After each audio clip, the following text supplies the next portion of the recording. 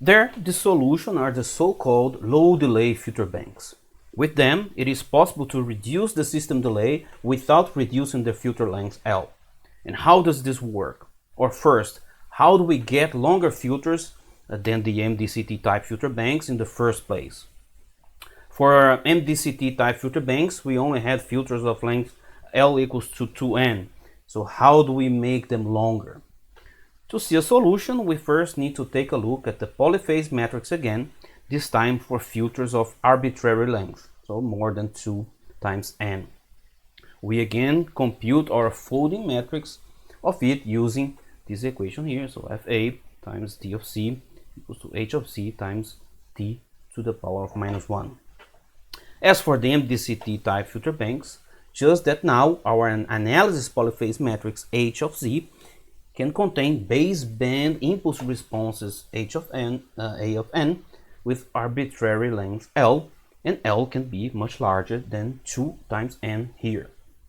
So the resulting form of our analysis folding matrix is the same as for the MDCT type filter banks, but with higher degree polynomials in it as expected.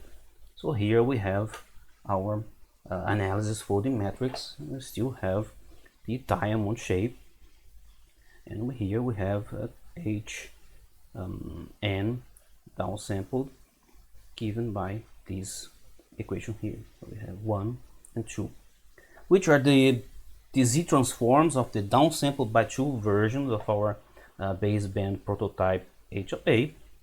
And here we have the z transforms for the analysis at phase n. And the minus sign in minus z to the power of 2 results from our cosine modulation function, changing its sign every second block. So here these equations, they are from these transactions on signal processing from Professor Schuller, new framework for perfect reconstruction filter banks. So observe that this Fa of z corresponds to our Fa times d of z. And observe that the order of the polyphase polynomials determines the resulting filter length of our filter bank. If the highest exponent is m, then our filters have length m plus 1 blocks of 2 times n here, since we have a downsampling of 2 times capital N, or the length of m minus 1 times 2 times capital N. Here we can observe 2 effects.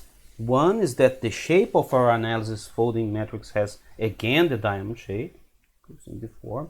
And second, that the polynomials in it now have a higher order depending on the length of our filters.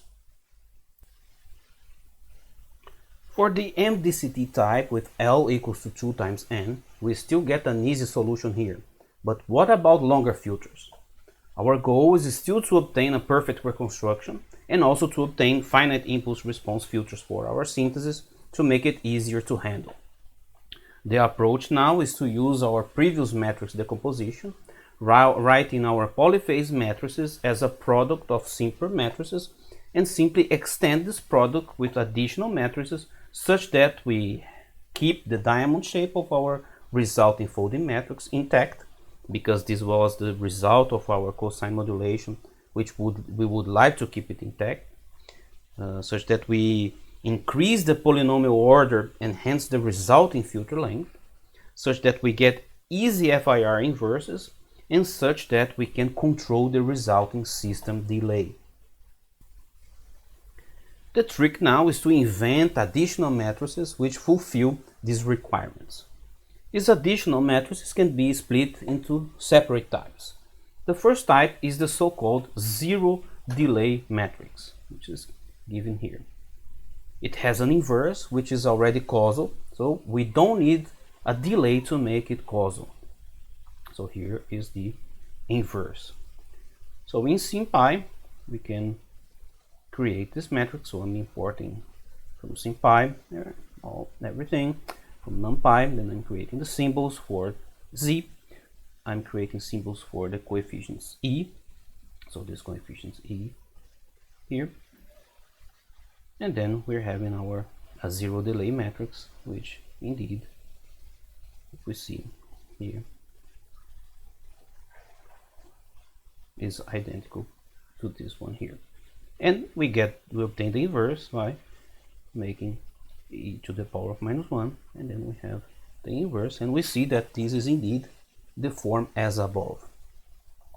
We can now multiply our analysis polyphase folding matrix 1 to the analysis folding matrix 1 with the zero delay matrix and get polynomials of higher order because we have elements with z to the power of -1 in it.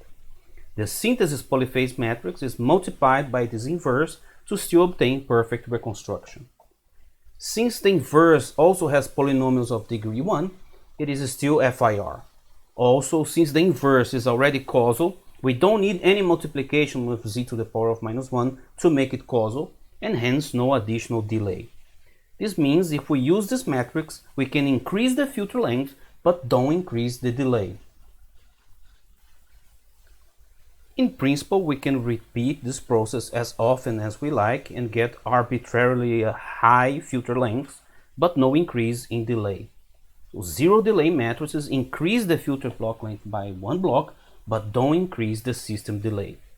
We will increase the filter length by 1 block because the increase of the order of the polynomials by 1, which corresponds to 1 block.